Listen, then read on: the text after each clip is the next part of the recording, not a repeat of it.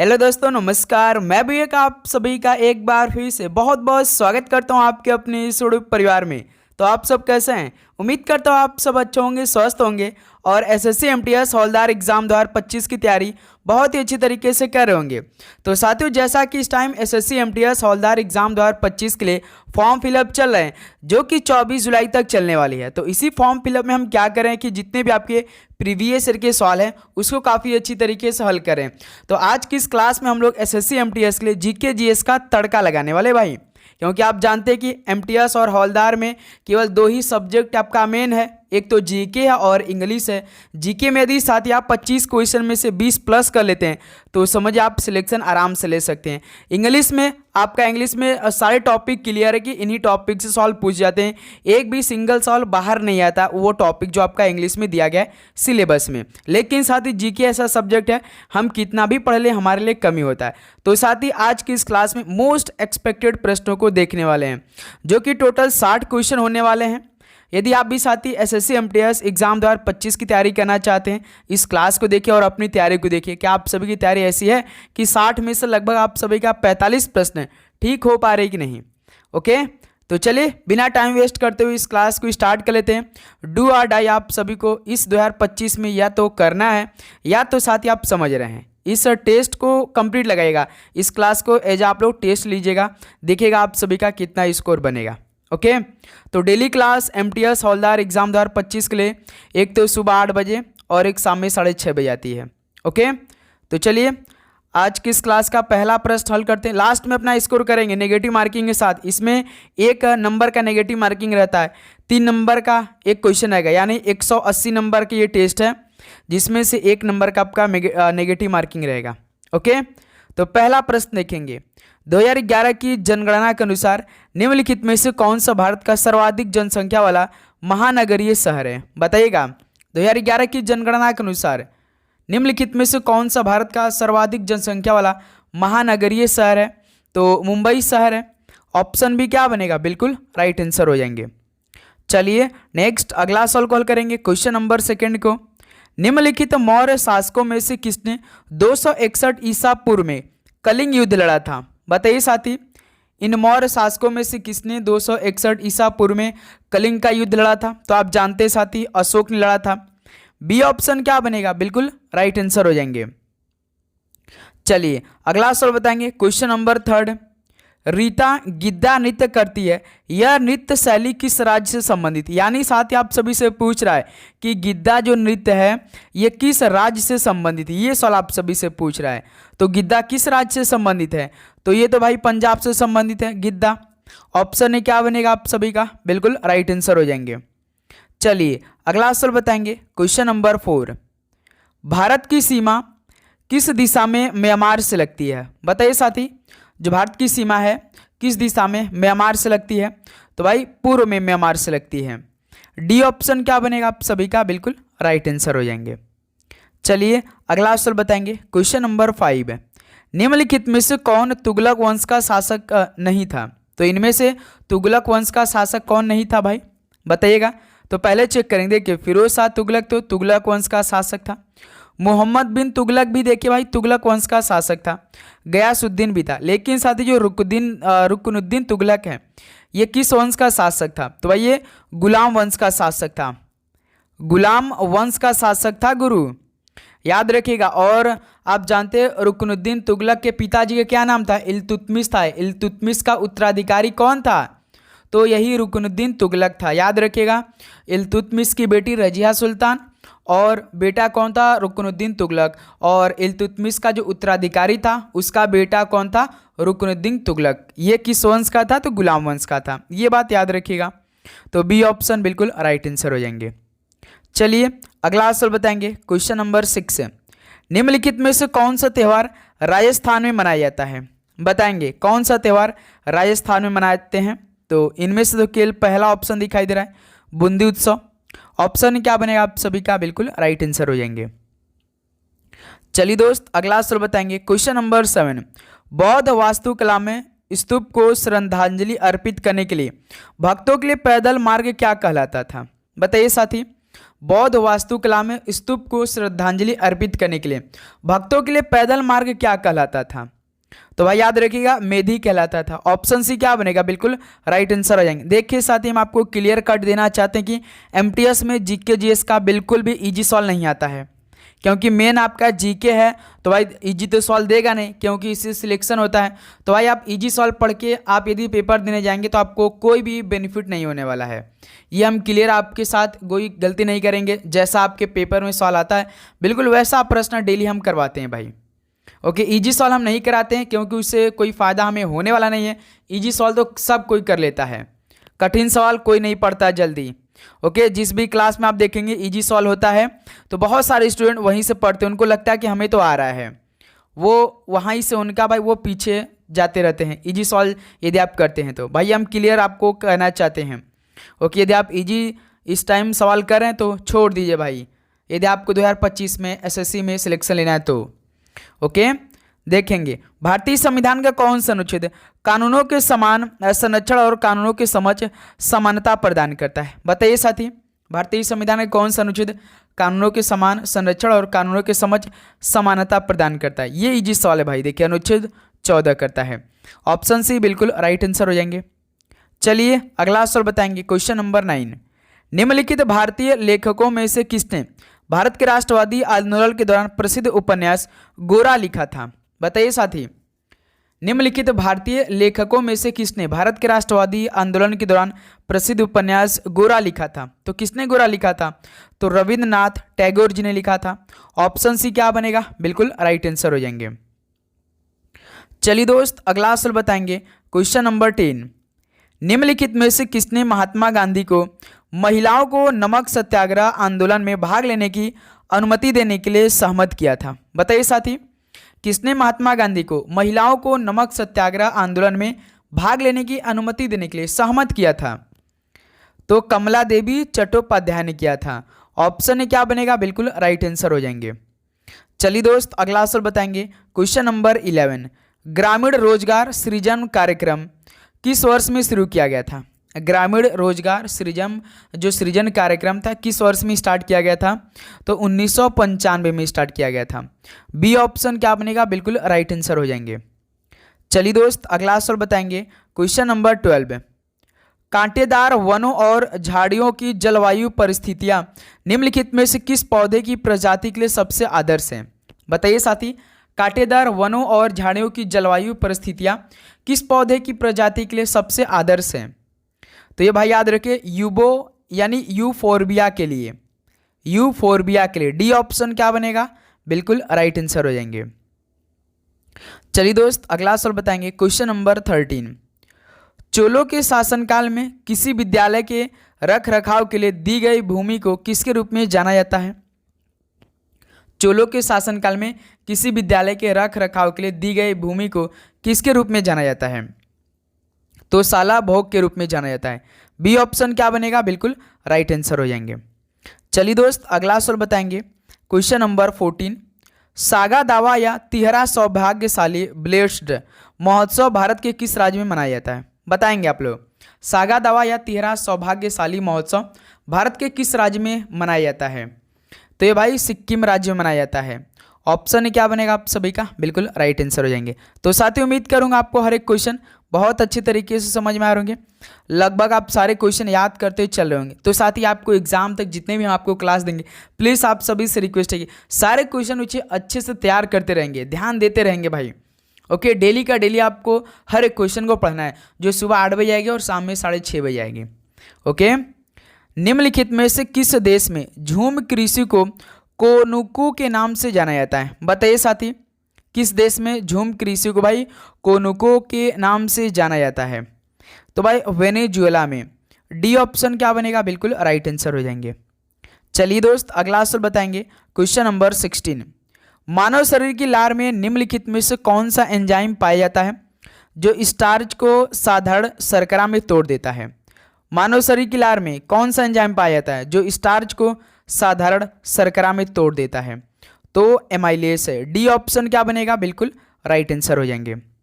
चलिए दोस्त अगला सवाल बताएंगे, क्वेश्चन नंबर 17। भरतनाट्यम किस भारतीय राज्य का शास्त्रीय नृत्य है? भरतनाट्यम किस भारतीय राज्य का शास्त्रीय नृत्य है? तो ये तमिलनाडु का है। ऑप्शन क्या बनेगा आप सभी का? बिल्कुल राइट आंसर हो जाएंगे। चलिए दोस्त अगला सवाल बताएंगे, क्वेश्चन नंबर 18। प्राचीन भारत में महाजनपदों के शासक फसलों की उपज की किस दर से कर वसूलते थे? बताइए साथी। प्राचीन भारत में महाजनपदों के शासक जो फसलों की उपज थी इनको किन दर से वसूलते थे भाई? तो याद रखिए 1/6 भाग के रूप में, यानी ऑप्शन यहाँ से बी आपका क्या बनेगा? बिल्कुल परफेक्ट आंसर हो जाएंगे। चलिए दोस्त अगला सवाल बताएंगे, क्वेश्चन नंबर 19। भारतीय संविधान के अनुसार प्रधानमंत्री की नियुक्ति किसके द्वारा की जाएगी?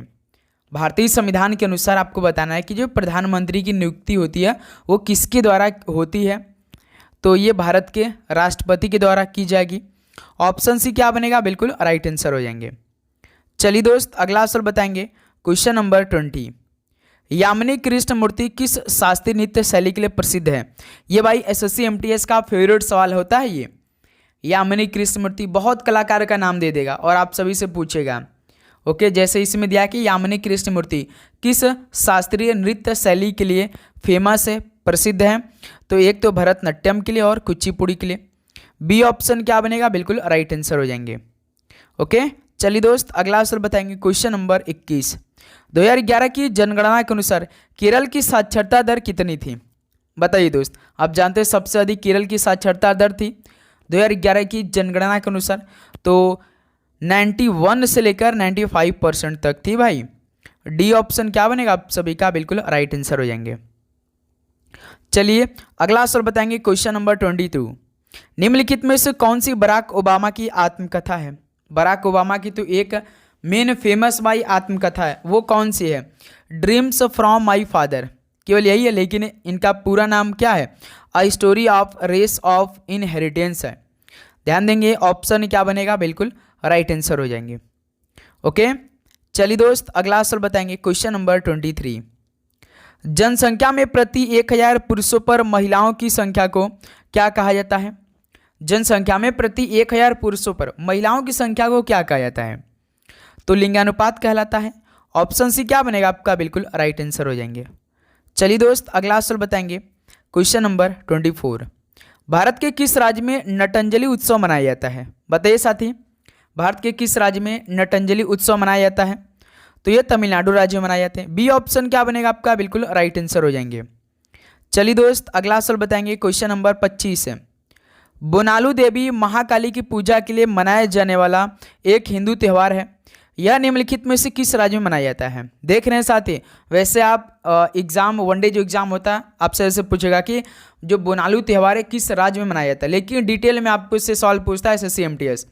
बोनालू देवी महाकाली की पूजा के लिए मनाया जाने वाला एक हिंदू त्यौहार है, यह किस राज्य में मनाया जाता है? तो सिंपली आप जानते हैं भाई तेलंगाना मनाया जाता है बोनालू त्यौहार। डी ऑप्शन क्या बनेगा? बिल्कुल राइट आंसर हो जाएंगे। चलिए अगला सवाल बताएंगे, क्वेश्चन नंबर 26 है। मानव शरीर में निम्नलिखित में से कौन सी ग्रंथि अंग पित्रस स्रावित करती है? बताइए साथी, मानव शरीर में कौन सी ग्रंथि या अंग पित्रस स्रावित करती है? तो यकृत करती है। डी ऑप्शन क्या बनेगा आपका? बिल्कुल राइट आंसर हो जाएंगे। चलिए दोस्त अगला सवाल बताएंगे, क्वेश्चन नंबर 27। क्या दे रखा है? भारतीय संविधान में मौलिक अधिकारों के विचारों को किस देश के संविधान से लिया गया है? भारतीय संविधान में मौलिक अधिकारों के विचारों को किस देश से संविधान से लिया गया है? तो ये साथी संयुक्त राज्य अमेरिका से लिया गया, यानी यूएसए से लिया गया है। तो यहाँ से ऑप्शन बी क्या बन रहा है हम लोग का? बिल्कुल राइट आंसर हो जाएंगे। चलिए नेक्स्ट अगला सवाल बताएंगे, क्वेश्चन नंबर 28। सत्रिया किस भारतीय राज्य का शास्त्रीय नृत्य है? सत्रिया किस भारतीय राज्य का शास्त्रीय नृत्य है? तो ये भाई असम का है। ऑप्शन क्या बनेगा आपका? बिल्कुल राइट आंसर हो जाएंगे। चलिए दोस्त अगला सवाल बताएंगे, क्वेश्चन नंबर 29। भारत की निम्नलिखित में से कौन सी नदी बंगाल की खाड़ी में गिरती है? ऑप्शन देखिए और बताइए कि भारत की ऐसी कौन सी नदी जो कि बंगाल की खाड़ी में जाकर गिरती है, वो कौन सी नदी है? तो मेरे दोस्त याद रखिए गोदावरी नदी है। ऑप्शन क्या बनेगा आपका? बिल्कुल परफेक्ट आंसर हो जाएंगे। चलिए अगला सवाल बताएंगे, क्वेश्चन नंबर 30। निम्नलिखित में से किस तत्व की परमाणु त्रिज्या सबसे अधिक है? तो इनमें से किस तत्व की परमाणु त्रिज्या सबसे अधिक है? तो मेरे दोस्त याद रखिएगा लिथियम की है। ऑप्शन क्या बनेगा आपका? बिल्कुल परफेक्ट आंसर हो जाएंगे। चलिए नेक्स्ट अगला सवाल को लॉक करेंगे, क्वेश्चन नंबर 31 को। अकबर का राजस्व मंत्री निम्नलिखित में से कौन था? बताइए साथी। ईमानदारी के साथ भाई आप लोग नोटिफिकेशन को ऑन करेंगे। अभी तक तो हमारा प्रीवियस के सवाल चल रहे हैं, अभी 2024 का तो सारे शिफ्ट के क्वेश्चन बाकी हैं, अभी तो साथी पूरा कंप्लीट ही नहीं हुआ। ये तो हम 2023 के सारे सॉल्व कर रहे हैं। अभी तो जब 2024 का आगाज होगा तब देखिएगा साथी 2024 में कैसे कैसे सवाल पूछे गए थे। एक एक सवाल को हम हर शिफ्ट में अभी कलेक्ट करें, अभी वेट करेंगे उसका भी। लगभग साथी आप जानते हैं अगली बार जो 2024 पेपर हुआ था 30 सितंबर से पेपर स्टार्ट हुआ, 14 नवंबर को समाप्त होने वाला था, लेकिन किसी कारण 19 नवंबर को गया था। ओके, याद रखिएगा। तो अकबर का राजस्व मंत्री इनमें से कौन है? तो दोस्त याद रखिएगा टोडरमल है। बी ऑप्शन क्या बनेगा? बिल्कुल राइट आंसर हो जाएंगे। चलिए अगला सवाल बताएंगे, क्वेश्चन नंबर 32। अल्लूरी सीताराम राजू भारत के किस राज्य के आदिवासी स्वतंत्रता सेनानी थे? अल्लूरी सीताराम राजू भारत के किस राज्य के आदिवासी स्वतंत्रता सेनानी थे? तो भाई याद रखिए आंध्र प्रदेश के थे। ऑप्शन सी क्या बनेगा? बिल्कुल राइट आंसर हो जाएंगे। चलिए दोस्त अगला सवाल बताएंगे, क्वेश्चन नंबर 33। सुंदरी वृक्ष कहाँ पर पाए जाते हैं? सुंदरी वृक्ष कहाँ पर पाए जाते हैं? तो भाई याद रखिए गंगा ब्रह्मपुत्र डेल्टा में पाए जाते हैं सुंदरी वृक्ष। ऑप्शन क्या बनेगा? बिल्कुल राइट आंसर हो जाएंगे। चलिए दोस्त अगला सवाल बताएंगे, क्वेश्चन नंबर 34। गॉर्न गर्ल नामक पुस्तक इनमें से किसने लिखी है? बताइए साथी, गॉर्न गर्ल नामक पुस्तक किसने लिखी है? तो भाई याद रखिएगा गिलियन फ्ली ने लिखी है। बी ऑप्शन क्या बनेगा? बिल्कुल राइट आंसर हो जाएंगे। चलिए अगला सवाल बताएंगे, question number 35। Waiting for a visa निम्नलिखित में से किस व्यक्ति की आत्मकथा है? वेटिंग फॉर अ वीजा किस व्यक्ति की आत्मकथा है? तो मेरे दोस्त याद रखिएगा भीमराव अंबेडकर जी की है। ऑप्शन क्या बनेगा? बिल्कुल परफेक्ट आंसर। हिंदी में कभी ऐसे भी पूछ देता है कि वीजा के लिए प्रतीक्षा किसकी आत्मकथा है, किसकी पुस्तक है? तो भीमराव अंबेडकर जी की ही है। चलिए दोस्त अगला सवाल बताएंगे, क्वेश्चन नंबर 36 है। श्री ब्रह्मपुरीश्वर मंदिर भारत के किस राज्य में स्थित है? बताइए साथी, श्री ब्रह्मपुरीश्वर मंदिर भारत के किस राज्य में स्थित है? तो भाई याद रखिएगा तमिलनाडु राज्य में स्थित है। ऑप्शन क्या बनेगा आप सभी का? बिल्कुल परफेक्ट आंसर हो जाएंगे। चलिए नेक्स्ट अगला सवाल बताएंगे, क्वेश्चन नंबर 37। माधवी मुद्गल का संबंध भारत के किस शास्त्रीय नृत्य से है? बताइएगा माधवी मुद्गल का संबंध भारत के किस शास्त्रीय नृत्य से है? तो मेरे दोस्त याद रखिए उड़ीसा से संबंधित है। बी ऑप्शन क्या बनेगा? बिल्कुल राइट आंसर हो जाएंगे। चलिए नेक्स्ट अगला सवाल बताएंगे, क्वेश्चन नंबर 38। सिंधु घाटी सभ्यता के निम्नलिखित में से किस स्थल में द ग्रेट बाथ यानी विशाल स्नानागार पाया गया था? तो काफ़ी जी सवाल हो गया। सिंधु घाटी सभ्यता के किस स्थल में विशाल स्नानागार पाया गया था? तो आप सभी को मालूम होगा बहुत अच्छी तरीके से मोहनजोदड़ो में पाया गया था। ऑप्शन है क्या बनेगा आप सभी का? बिल्कुल राइट आंसर हो जाएंगे।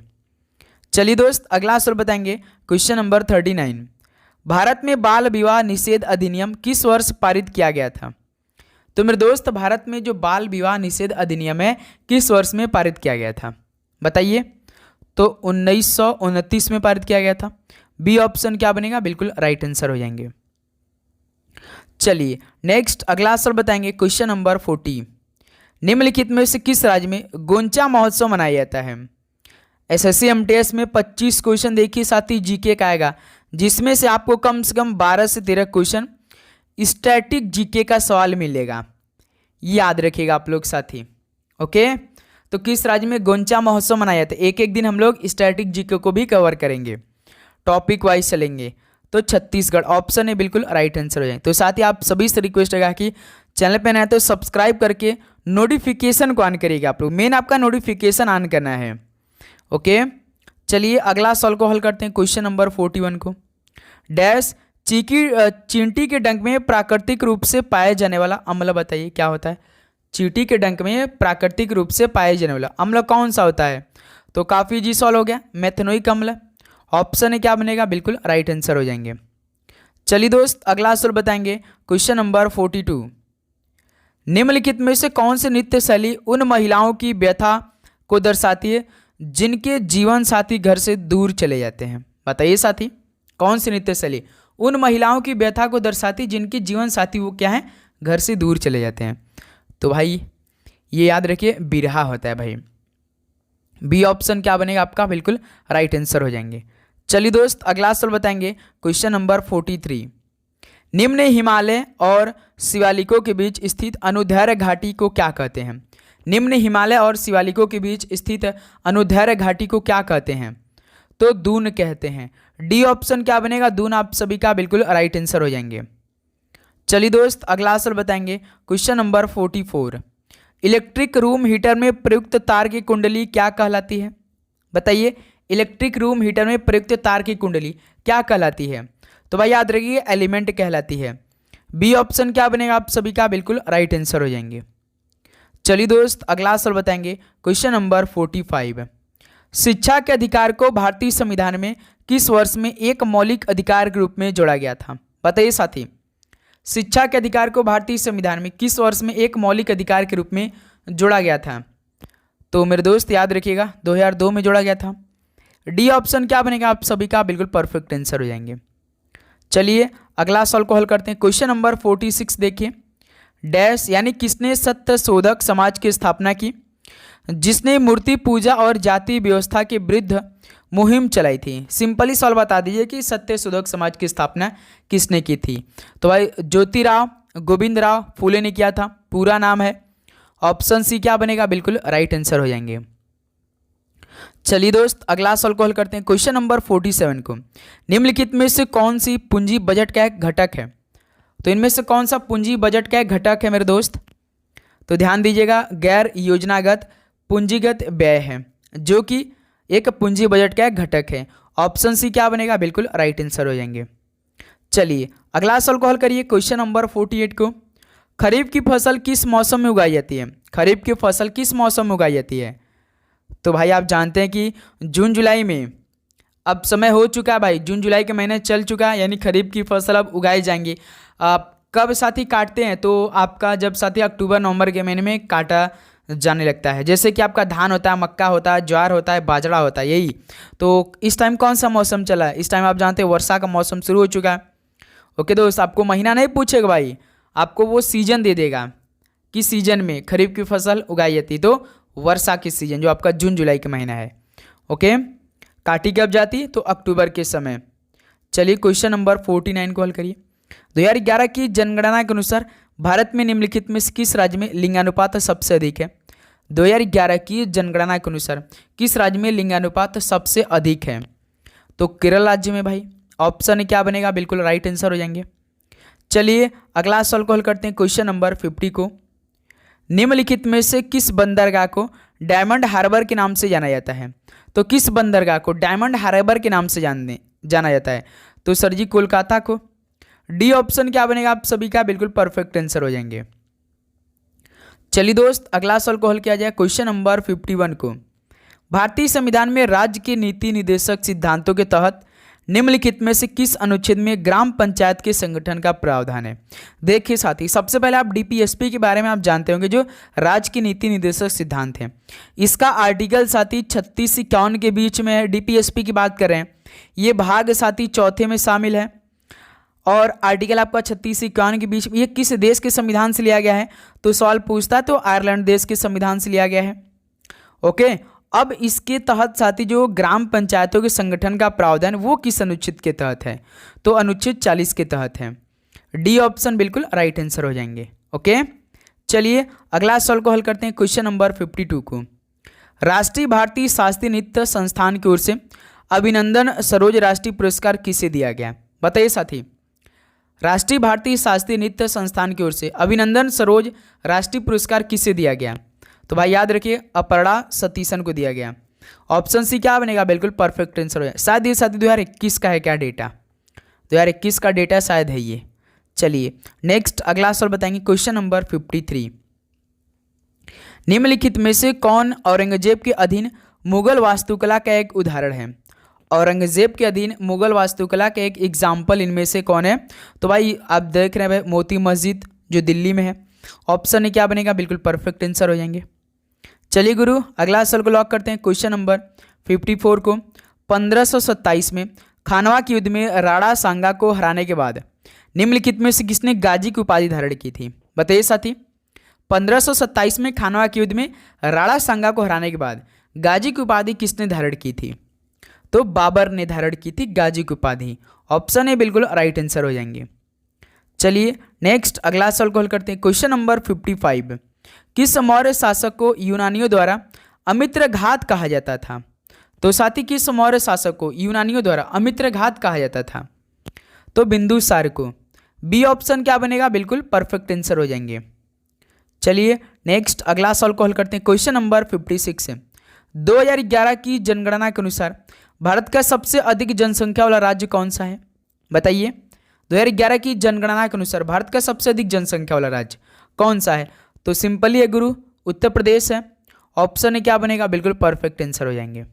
ओके, चलिए नेक्स्ट अगला सवाल को हल करते हैं। क्वेश्चन नंबर 57, कौन सा प्राकृतिक यौगिक पौधों के प्रकाश संश्लेषण में मदद करता है? तो मेरे दोस्त इनमें से कौन सा प्राकृतिक यौगिक पौधों के प्रकाश संश्लेषण में जो कि मदद करता है? तो सर जी क्लोरोफिल। आप देखते हैं पत्ती जो होती हैं यानी पेड़ पौधे की जो पत्तियां होती हैं वो ग्रीन क्यों होती हैं, हरा क्यों होती है? वो क्लोरोफिल उसमें जो कि प्रेजेंट रहता है, उपस्थित रहता है। ओके, ध्यान दीजिएगा आप लोग। चलिए दोस्त अगला सवाल को हल करिए जाए। क्वेश्चन नंबर 58 को, निम्नलिखित में से किस सामाजिक धार्मिक समुदाय की स्थापना राजा राम मोहन राय जी ने की थी? बताइए साथी।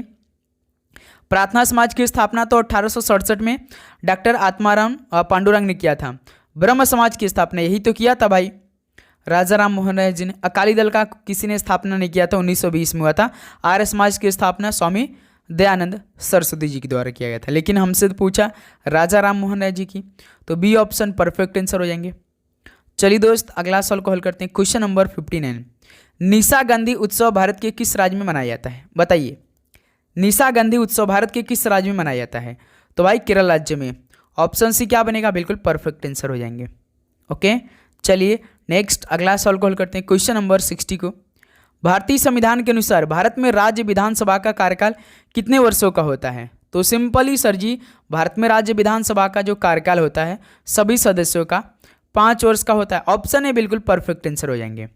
ओके, तो ये साथी फाइनली 60 क्वेश्चन आज एमटीएस का तड़का लग चुका है, जीके जीएस का आगाज हो चुका है। अब आप तैयार हो जाइए साथी। डेली आपको क्लास लेनी है, चैनल पे नए तो सब्सक्राइब करके नोटिफिकेशन को ऑन करना है।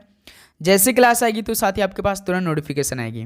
तो उम्मीद करूंगा आपको हर एक क्वेश्चन बहुत अच्छी तरीके से याद हुआ होगा, समझे होंगे, परखे होंगे और अपनी तैयारी को देखे होंगे कि आप सभी का इन 60 क्वेश्चन में से कितना स्कोर रहा।